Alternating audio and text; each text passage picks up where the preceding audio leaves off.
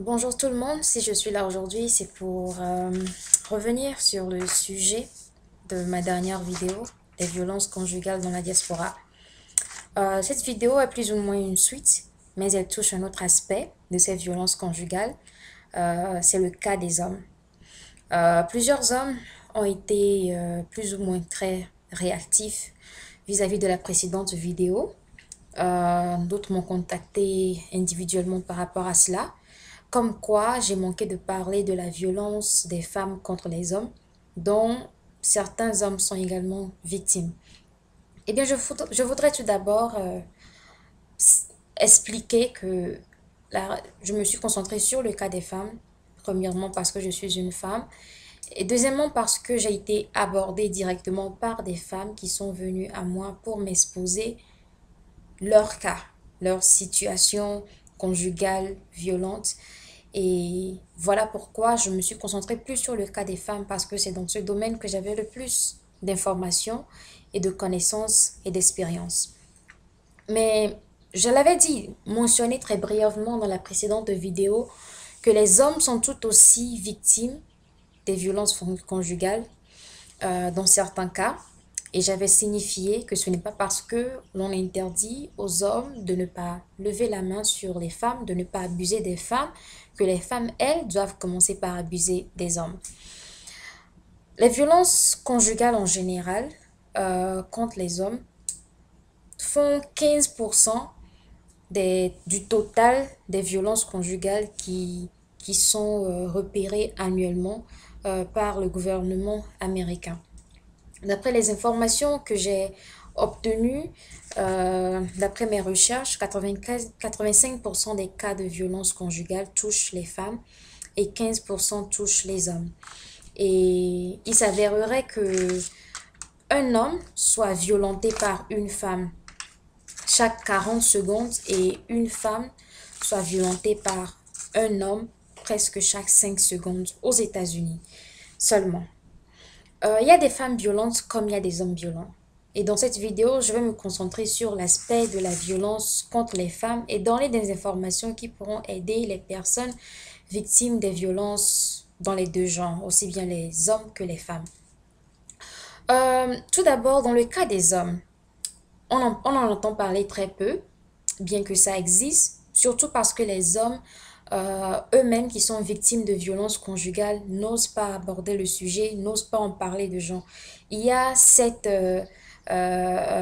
préjugés et stéréotypes culturels qui font voir l'homme comme étant l'être fort et très souvent la femme est appelée dans le jargon le sexe faible et par conséquent les gens conçoivent mal socialement, culturellement, que les hommes soient plus ou moins la personne faible dans un foyer, la personne victime d'abus. Et très souvent, c'est très mal vu qu'un homme soit contrôlé par sa femme, bien que ça existe. Les hommes eux-mêmes, à cause de cela, à cause de ces préjugés, n'arrivent pas à extérioriser ces situations parce qu'ils ont peur que l'on ne se moque d'eux ou que l'on les prenne pour des faibles ou, ou que l'on les comprenne mal et pense même que ce sont des personnes qui se plaignent à tort car on conçoit mal que les femmes puissent être violentes vis-à-vis des hommes ou puissent abuser des hommes. Les abus vont dans différents sens, comme je l'avais dit dans l'autre vidéo. Ça peut être d'ordre physique, psychologique, moral, financier, sexuel, etc., etc. Euh, au, dans la diaspora, il y a plusieurs cas. Très souvent, ce qui touche les immigrés concerne souvent la question des papiers. Dans le cas des hommes, par exemple, il y a des femmes qui sont celles qui ont travaillé dur pour faire venir leurs hommes ou leurs époux. Et quand c'est la situation, de même que ce fut le cas avec les femmes, quand j'en avais parlé dans l'autre vidéo, ces femmes se servent du fait qu'elles ont plus d'expérience dans le pays d'accueil, elles ont plus d'informations dans les pays d'accueil pour des fois tromper moralement leurs conjoints, leur faire croire des choses qui ne sont pas vraies, leur dire que ici ce sont les femmes qui ont tous les droits et que les hommes, eux, n'ont aucun droit. Si jamais ils essayent de rétalier ou de faire ceci, c'est eux qui iront en prison, etc., etc. Et cetera. Et les hommes s'abreuvent de ces mensonges et donc deviennent très faibles quand la femme les menace, abuse d'eux et les violente. Il y a aussi des femmes qui ont travaillé pour faire venir les hommes et les réduisent en esclaves en leur faisant croire que c'est un pays où les droits des femmes ont une priorité sur ceux des hommes et que par conséquent, elles ont droit à ci, à ci, à ci, à ça et eux, ils n'ont pratiquement droit à rien. D'autre part, les femmes se servent de certaines menaces dans la diaspora, à savoir le fait de les quitter et de les faire payer les pensions pour les enfants et pour elles-mêmes. Et donc, quand les femmes font ces menaces sur les plans financiers, les hommes deviennent réfractaires, ils ont peur parce qu'ils se disent que ah, si elle me quitte, si elle part, si elle dépose plainte, je vais me retrouver avec plus de la moitié de mon salaire qui sera coupé pour lui payer des pensions et payer des pensions aux enfants. Et il y a aussi des hommes qui adorent tellement leurs enfants qu'ils ne veulent pas qu'on les sépare de leurs enfants, surtout quand ils savent que la femme est abusive. La plupart des conjoints qui sont abusifs abusent aussi des enfants. Donc quand la femme est abusive, ils ont peur que si leurs enfants se retrouvent seuls avec cette dame, leur épouse, la maman de leurs enfants, eh bien cette dernière risque d'abuser de ceux-ci et risque de mal les éduquer. Et donc ils acceptent de faire ces sacrifices, notamment pour la sécurité, le bien-être des enfants et aussi pour éviter les perceptions des autres sur leur foyer. Et donc les hommes ne parlent pas très souvent des violences dont ils sont victimes. Cela ne veut pas dire que ça n'existe pas, que ça existe. Et c'est vrai qu'il n'y a pas autant de ressources disponibles pour aider les hommes comme c'est le cas avec les femmes. Et ceci du fait que les femmes sont plus souvent les victimes. Et dans toute démocratie, la majorité a souvent la priorité. Mais ici, je vais donner certaines informations clés aux hommes qui sont victimes de ces situations. Si vous vivez dans une situation abusive, tout d'abord, comment reconnaître que votre conjointe abuse de vous, par exemple? Votre conjoint abuse de vous si, votre conjointe, dans le cas des hommes, votre épouse, votre femme, votre copine, votre fiancée, peu importe, elle abuse de vous si elle vous force à faire des choses que vous ne voulez pas, si elle vous humilie dans votre intimité comme en public, si elle vous insulte, vous traite de tous les noms, inconscient, imbécile, salaud, ignorant, idiot, et que sais-je encore. Ça, ce sont les violences verbales. Si elle vous attaque verbalement pour tout ce que vous faites, si elle vous contrôle, elle est très possessive, elle se met à fouiller votre téléphone, vos emails, vos réseaux sociaux. Elle veut savoir à qui vous parlez, pourquoi vous parlez à telle personne. Elle veut savoir où vous allez, quand vous y allez, pourquoi vous y allez. Elle vous empêche d'avoir des relations familiales avec certains membres de votre famille ou amicales avec certains de vos amis. Elle vous empêche de vous rendre à certains lieux où vous pouvez socialiser avec de différentes personnes. Elle essaie de contrôler chacun de vos pas, chacune de vos actions, chacun de vos actes, chacune de vos décisions. Dans ces cas-là, vous êtes abusé plus ou moins par une femme. Et quand, par exemple, elle exige que vous fassiez tel ou que vous ne fassiez pas tel et que vous ne vous pliez pas sous ses envies, ses objectifs, vous ne faites pas ce qu'elle veut, voilà, elle devient violente, elle devient menaçante. Des fois, elle se met à vous faire des chantages comme quoi je ne ferai plus ceci ou je ne ferai plus cela, je partirai avec les enfants, je ferai ci, je ferai cela. Et très souvent, dans les situations comme ça, surtout quand les femmes sont verbalement violentes, elles-mêmes, elles ne mesurent pas l'effet que ça a sur l'homme parce que quand on insulte, ben, la minute qui part, on l'oublie. Mais les hommes, eux, après, quand ils sont là, ils y repensent, ça les affecte énormément. Et donc là, je voudrais parler à mes sœurs qui ont ce genre de comportement vis-à-vis de leur époux. Eh bien, c'est vrai que les hommes ne sont pas toujours des êtres sains, mais la violence verbale ou même la violence physique et les menaces et les chantages ne sont pas du tout la solution. Ils ont toujours le choix de partir, ils ont toujours le choix de prendre des actions contre vous. Ce n'est pas parce que nous sommes dans la diaspora, dans les pays dits de droit, que vous pensez que vous avez tous les droits et eux tous les devoirs. Les devoirs conjugaux doivent être toujours partagés d'une manière ou d'une autre, mais ça doit se faire. Les responsabilités de chacun doivent se définir sur des bases euh, euh, euh, équitable, pas équitable où toi tu as un, moi j'ai deux, non, pas de façon mathématique, mais de façon plutôt, je dirais, morale. C'est-à-dire qu'en fonction de vos capacités diverses, en fonction de vos pouvoirs, vous pouvez vous entendre sur qui fait quoi et qui ne fait pas quoi, qui ne doit pas faire ci et qui ne doit pas faire ci. Et sur les comportements des uns vis-à-vis des autres, il faut toujours en discuter, en parler afin de vous entendre sur certaines choses. Si votre conjoint sait que vous n'aimez pas ceci, il faudrait lui en parler et il faudrait trouver des moyens calmes pour leur expliquer ce pourquoi vous n'appréciez pas cela.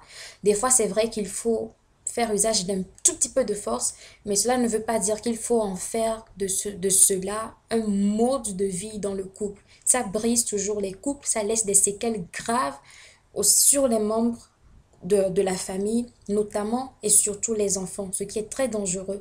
Vous ne voulez pas négativement impacter vos enfants parce que quand vous êtes dans un foyer violent, ça nuit énormément psychologiquement aux enfants et ça affecte leur travail à l'école, leur rendement, ça affecte même leur choix plus tard dans la vie quand ils cherchent des partenaires.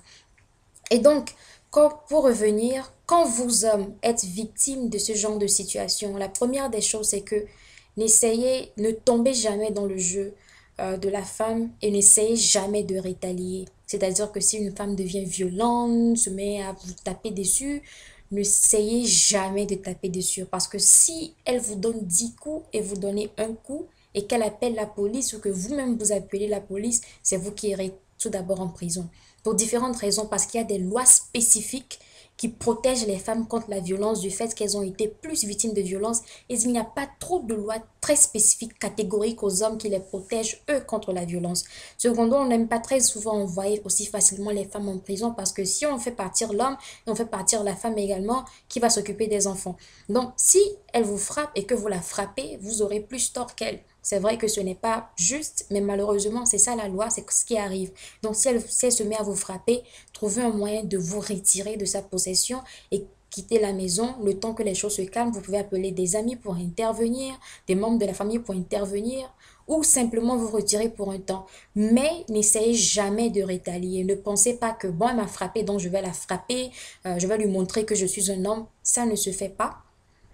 C'est vrai que ce n'est pas juste, mais si vous voulez avoir raison, si vous ne voulez pas être vu comme celui qui a tort, eh bien, évitez cela. Secondo, tenez un journal. Si vous avez un conjoint abusif, un conjoint qui tombe sous les critères que je viens de mentionner, eh bien, tenez un journal. Chaque jour cette personne abuse de vous, ou a un comportement abusif, déplacé, violent, notez-le dans votre journal avec la date, décrivez les circonstances dans lesquelles ça a eu lieu et écrivez cela. C'est très important parce que si un jour vous devez vous retrouver à la justice ou devant des membres de famille pour discuter de cela, et que vous savez que c'est vous qui avez raison, très souvent on croit très peu aux hommes dans ce genre de cas, il faudrait avoir des preuves. Et quand vous documentez cela, très souvent la personne qui est violente ne pense pas que c'est nécessaire de documenter cela. Mais quand elle va se mettre à mentir, mentir, mentir, ou même avouer certaines choses, et quand vous allez lire tout ce qui s'est passé au fil des jours, des semaines, des mois, des années, et bien là, les gens diront, ben voilà, c'est elle qui a tort, et franchement, ils vont vous dire chapeau. Donc, c'est l'autre solution. Il faut tout documenter sur les comportements de votre partenaire. Ça vous permettra également de relire des fois et essayer de vous auto-analyser dans votre couple pour voir qu'est-ce qui ne va pas, qu'est-ce qui a causé le fait qu'elle ait réagi comme ceci, ou soit de l'approcher sur cela autrefois, de lui faire lire également certaines choses et de lui faire changer de méthode de réaction dans certaines circonstances. Donc, documenter le tout est très important. Mais quand vous êtes dans une relation abusive, par exemple, où votre conjoint est dangereux et très violent, ça peut arriver dans le cas des femmes également, et vous savez que, parce que vous imaginez qu'aux États-Unis, chaque jour, 3 femmes se font tuer par leur partenaire et un homme se fait tuer par son partenaire. Donc, quand vous avez un partenaire très dangereux, ceci est aussi bien valable pour les hommes que les femmes, eh bien, et que c'est difficile pour vous de partir et de vous ôter du contrôle de la personne, développer un plan. Surtout quand financièrement, vous n'êtes pas très potent, développez un plan. Préparez un kit de sécurité, un sac. Prenez un petit sac ou un sac moyen. Mettez-y les documents importants ou les copies de vos documents importants, à savoir passeport, carte de sécurité sociale, les informations légales, vos certificats de mariage, même la copie. Mettez-y les documents importants. Vous pouvez en prendre des photos ou, ou les photocopier. Mettez-y un peu d'argent. Vous pouvez vous mettre à économiser petit à petit, même si c'est $1 par jour. Mettez cela de côté dans ce sac-là. Mettez-y les médicaments dont vous aurez besoin si vous avez des maladies chroniques, par exemple, ou certains médicaments pour des problèmes basiques comme les maux de tête, le paracétamol, des trucs comme ça. Mettez-y les documents des enfants si vous avez des enfants et que vous comptez partir avec les enfants. Et quelques vêtements de rechange, quelques petites nourritures en boîte de conserve qui ne se gâtent pas vite. C'est un sac, peut-être de 10 à 15 kilos. Cachez-le quelque part dans la maison. Et quand votre conjoint devient très violent, très menaçant, ou vous pensez que votre vie devient en danger, eh bien, profitez d'un moment d'évasion, prenez le sac et partez. Et si vous avez des enfants, prenez le sac, prenez les enfants et partez. Surtout, ne partez pas avec votre téléphone portable parce qu'on peut vous retrouver en vous pistonnant par votre téléphone portable et votre GPS. Secondo, sur les réseaux sociaux, je conseillerais de créer un nouveau compte si vous souhaitez toujours rester là, parce que les réseaux sociaux aujourd'hui permettent de déterminer plus ou moins votre situation géographique. Changez les mots de passe de votre adresse email. Trouvez un nouveau numéro de téléphone.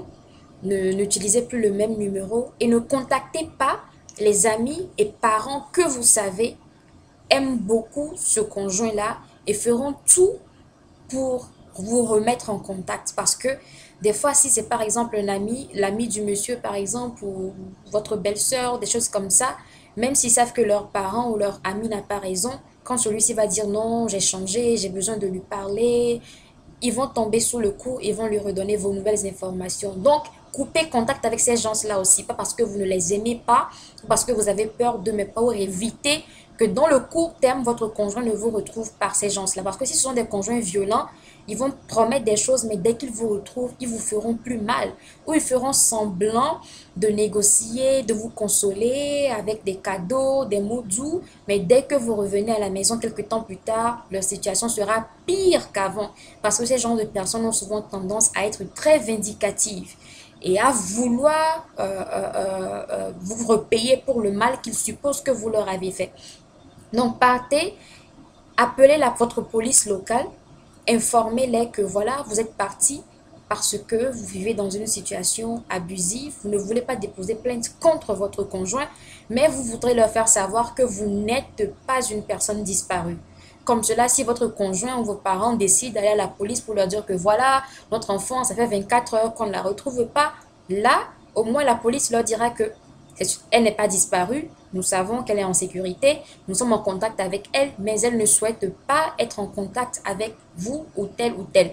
Donc, informez la police locale pour qu'ils sachent que vous n'êtes pas une personne disparue, pour qu'ils se mettent à vous chercher dans tous les sens, comme si quelqu'un vous avait kidnappé, par exemple, ou un mal vous étiez arrivé.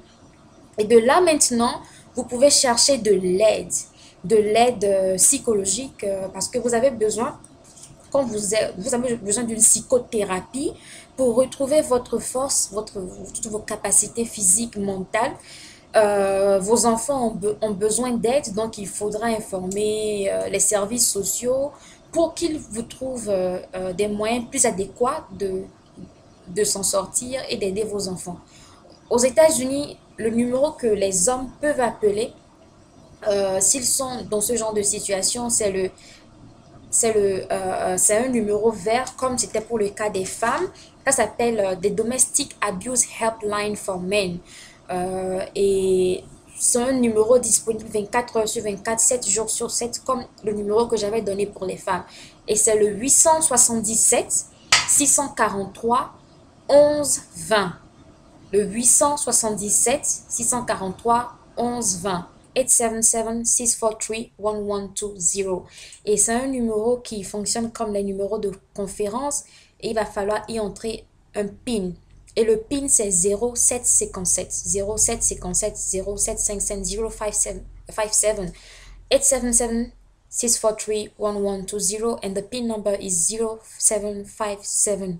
Donc, si vous êtes un homme victime de violence conjugale, vous pouvez appeler ce numéro. Eux, leur travail, ils sont dédiés aux hommes victimes de ces situations. Ils vous donneront les informations nécessaires. Ils vous dirigeront vers les organisations qui pourront vous aider. Ils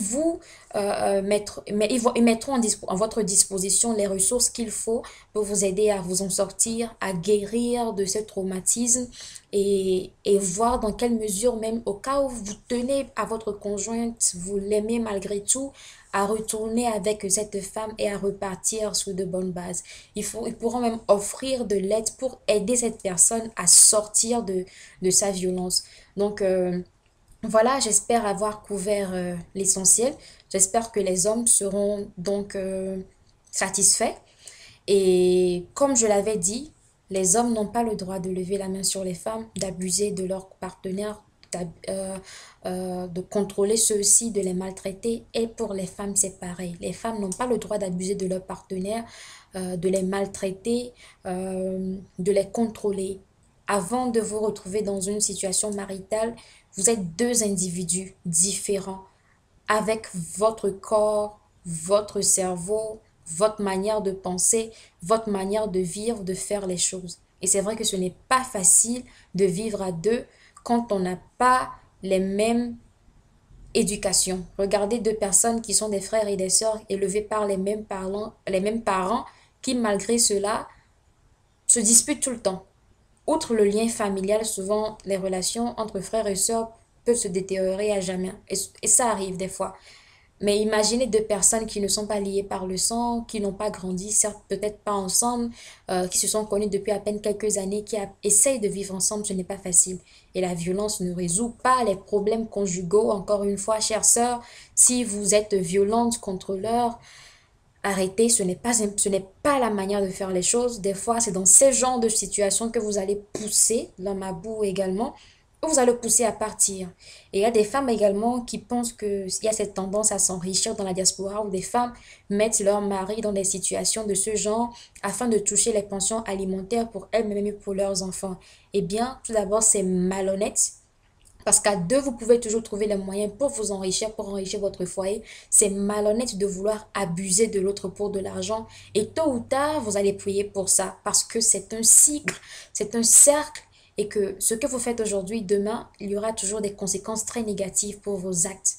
Alors réfléchissez par deux fois avant de faire ce genre de choses et avant de mettre vos époux, vos conjoints dans ce genre de situation. Parce que si vous le perdez pour de bon. Et vous n'aurez que vos yeux pour pleurer. Vos amis, ce sont vos amis qui vous conseillent de telles démarches. Eh bien, je ne pense pas que ce soit approprié. Aussi, ces femmes qui sont très, très possessives, qui pensent que les hommes les trompent toujours, qui voient en tous les hommes des personnes qui sont malhonnêtes. C'est vrai que beaucoup d'hommes, en tant que femme, je le dirais, c'est vrai que beaucoup d'hommes ne sont pas honnêtes. Mais ça ne veut pas dire que tous les hommes sont malhonnêtes, tous les hommes vous trompent. Et même si c'était le cas, ce n'est pas en contrôlant son téléphone, son ordinateur, que vous allez éviter cela. Honnêtement, les hommes, quand ils sont des bandits, quand ils sont des voyous, quand ils sont des coureurs de jupons, croyez-moi, ils sont très malins. Ils sont très malins, ils vont le faire et ne laisseront aucune trace. Et ce que vous voyez souvent dans le téléphone et dans le Facebook, etc., c'est souvent pour vous divertir. Dans quelques rares cas, vous pouvez tomber sur des vraies situations, tomber sur leur maîtresse. Mais ce n'est pas en frappant votre homme ou que vous allez le faire oublier une maîtresse, ou vous allez le faire éviter de courir après les filles. Absolument pas. Vous pouvez trouver d'autres moyens. Et très souvent, quand vous choisissez des moyens doux, des moyens qu'on appelle en anglais soft power, quand vous utilisez le pouvoir qui est doux, eh bien, les hommes sont beaucoup plus choqués parce qu'ils s'attendent à une réactivité, ils s'attendent à ce que vous soyez violente, ils s'attendent à ce que vous essayiez d'abuser d'eux dans ce genre de situation quand vous découvrez qu'ils ont des relations extramaritales ou vous les soupçonnez de relations extramaritales. Mais quand vous utilisez des pouvoirs assez doux, eh bien, ils sont plutôt choqués, ils perdent le contrôle. Et là, vous pouvez trouver le moyen de les remettre sur la bonne voie. Et au pire des cas, si c'est trop difficile pour vous de faire tout cela, libérez-vous, partez, donnez-lui sa liberté, ayez la vôtre, essayez encore ou refaites votre vie. Mais vous n'allez pas détruire la vie de l'autre, détruire la vie de vos enfants pour ce genre de raisons. Et très souvent, les femmes qui sont possessives et extrêmement jalouses, ce sont des femmes qui ne sont pas sûres d'elles. Elles ne se pensent pas suffisamment jolies ou elles ne se pensent pas suffisamment être suffisamment au goût de l'homme, ou bien l'homme est très avancé intellectuellement, a de grands diplômes universitaires, et elles sont peut-être des semi-lettrés ou des illettrés ou des analphabètes, donc elles pensent qu'il cherchera mieux. Il y a toujours cette crainte-là que l'homme trouvera mieux. Eh bien, moi, je dis une chose, c'est vraiment bête que si vous pensez que l'homme peut trouver mieux que vous, la solution, c'est de devenir agressif. Ça ne fera que diminuer vos points. Si vous voulez, si vous avez peur que votre homme ne cherche mieux que vous, eh bien cherchez à vous améliorer. À vous améliorer, c'est vrai que c'est un peu macho, mais si vous pensez que votre mari pourra vous tromper avec une femme qui a de plus grands diplômes, eh bien retournez à l'école et obtenez ses diplômes. Si c'est ça qui l'impressionne. Si vous pensez que votre homme va y aller parce qu'elle vous trouve pas belle, eh bien prenez soin de vous, prenez soin de votre corps. S'il a accepté de vous épouser tel que vous êtes, eh bien c'est qu'il a quand même un minimum d'attirance, d'attraction vis-à-vis de vous. Mais si vous pensez que vous, vous n'êtes plus physiquement aussi attirante, eh bien faites tout pour devenir physiquement attirante. Vous-même, psychologiquement, vous allez vous sentir très bien dans votre peau si vous pensez que vous êtes plus attirante. Donc, ce n'est pas en devenant violente que vous allez attirer les hommes ou vous allez gagner leur confiance ou leur amour. Donc, voilà, nous sommes dans la diaspora, souvent très loin de la famille, des parents, et il y a certains comportements que nous devons visiter, nous devons revoir quand nous nous comportons vis-à-vis de nos conjoints. Et ceci est valable aussi bien pour les hommes. Sachez que très souvent dans la diaspora, ce n'est pas notre pays, même si des fois ça devient notre pays. Nous n'avons pas les mêmes capacités à résoudre les problèmes sous l'arbre à parables comme en Afrique. La justice ici est souvent très punitive. Et le juge, quand il donne son verdict, il ne s'occupe pas de ce que les conséquences seront. Il ne se demande pas si parce que j'ai donné ces verdicts, tel homme sera tellement déçu ou telle femme sera tellement déçue que ça va briser le foyer ou ça va détruire les enfants. Le juge, lui, il se contente de lire la loi. La loi dit X ou X et Y. Et donc, voilà, c'est comme ça, c'est carré. X donne tel à X, S donne tel à Y, X se retire ou bien Y revient. C'est ça. Mais au pays, sous l'arbre à parables, on essaie de discuter avec les parents, les belles familles, etc. pour trouver des terrains d'entente. Dans la diaspora, ce n'est pas ça. La famille n'est souvent pas là et tout le monde n'a pas la capacité de faire venir les parents pour régler des problèmes de ce genre. Alors, nous sommes nos seuls maîtres dans la plupart des cas et il faudrait essayer d'être raisonnable, d'être logique dans son raisonnement et de voir que ce n'est pas parce que nous recherchons notre bonheur et notre confort que nous devons détruire celui de l'autre. Et le mariage, en anglais, on dit marriage is supposed to be enjoyed, not endured. Le mariage n'est pas quelque chose qu'on doit endurer, mais qu'on doit apprécier, qu'on doit aimer. Donc, il ne faut pas transformer votre foyer en un calvaire. En un calvaire au point où votre partenaire ait peur de vous, soit embarrassé, soit gêné d'être en votre compagnie. Eh bien, le mariage, c'est pas une prison. Et quand vous trouvez que vous ne pouvez plus, eh bien, rompez le contrat. Parce qu'avant tout, c'est un contrat. Rompez le contrat et libérez-vous. Ne restez pas là pour pourrir votre vie ou bien celle de vos enfants. Donc voilà, j'ai terminé. Je vous remercie. Et donc, voilà, si vous avez besoin d'une autre information dans ce domaine, je suis disponible. Je vais laisser mon email dans la description de la vidéo. Pourtant, je le dis, c'est faridabemba@gmail.com. Farida Bemba s'appelle Faridabemba. Encore une fois, merci d'avoir suivi. Je vous remercie et je l'espère à très prochainement. Au revoir.